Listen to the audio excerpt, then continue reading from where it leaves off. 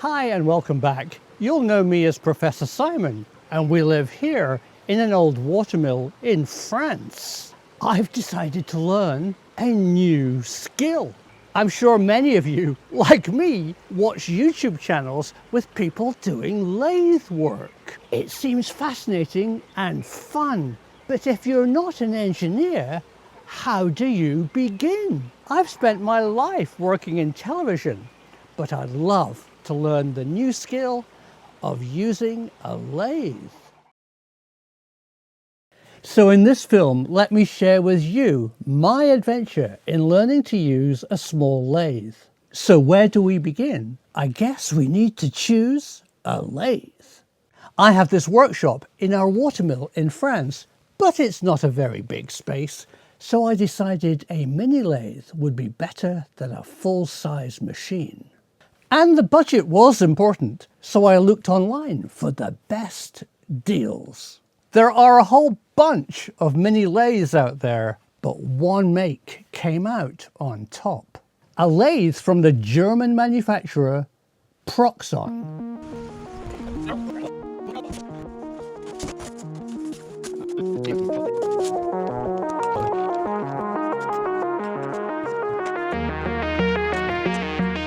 So here it is, a beautifully made piece of precision kit.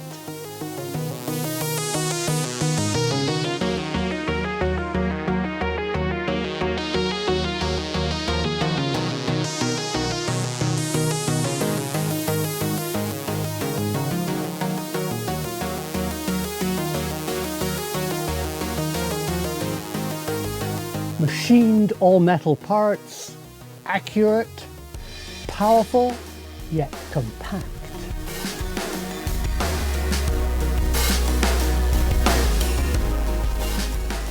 The Proxon 250. 250 designates the size from the chuck to the tailstock, and that's great for building small engineering parts. But I've got lots of questions. I've never used a lathe. How does it work? And here's a good one to start with. Why do lathes turn clockwise and anti-clockwise? And which is the best way for cutting metal?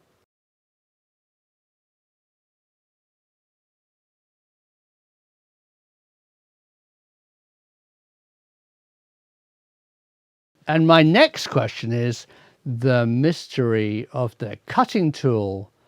Why have I got 5 separate tools, and what do they all do?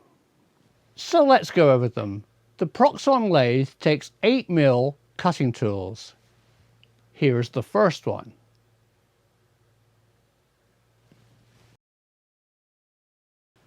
And here's one with a point.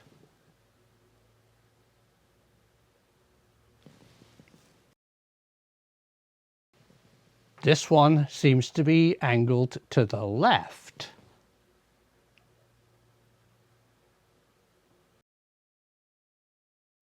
And this angled to the right.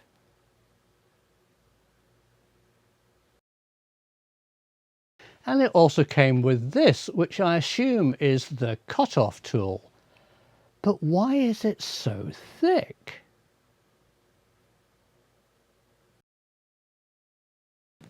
And this is the Proxon tool holder. They go in like that, tighten down, but it doesn't have any height adjustment. As I move the tool towards the work, what height should the tip be, and why is that important?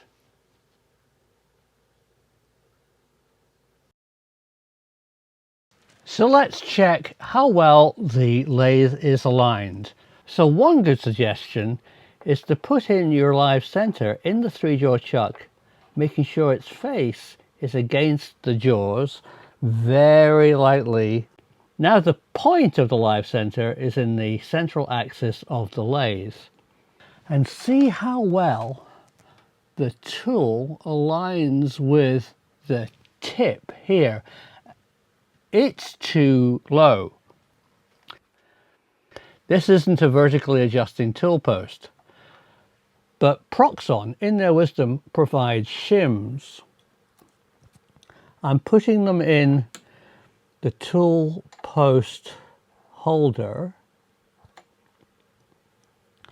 moving the tip of the cutting tool as close as I can to the tip of the live center. And there you can see that the tip of the tool is lined up with the center of the point. That means the tool will cut everything starting at the center of the work. So let's take a cut along the length. Here's my steel bar, putting it in the 3-jaw chuck.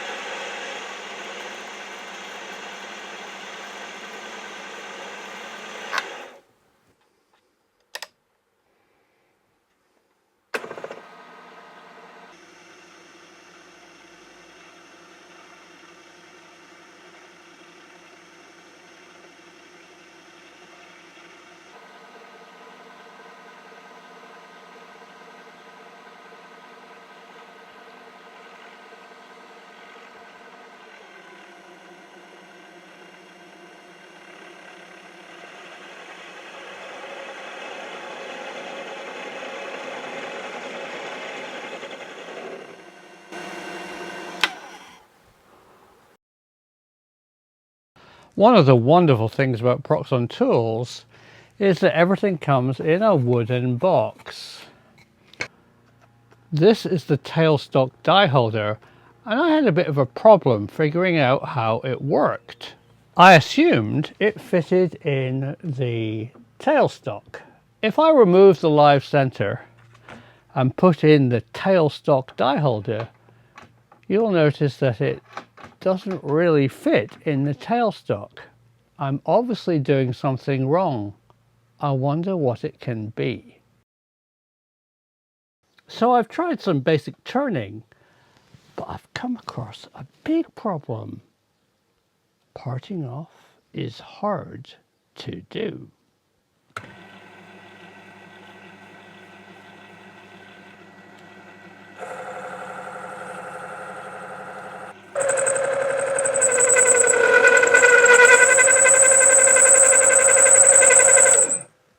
Well, it's cutting, but there's a terrible screeching sound. Let's try the lathe at a different speed. Faster. Oh, that's just scary. Okay. Slower.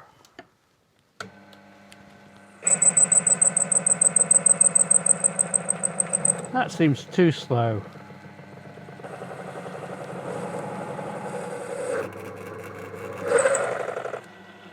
Well, that didn't work. What could be going wrong?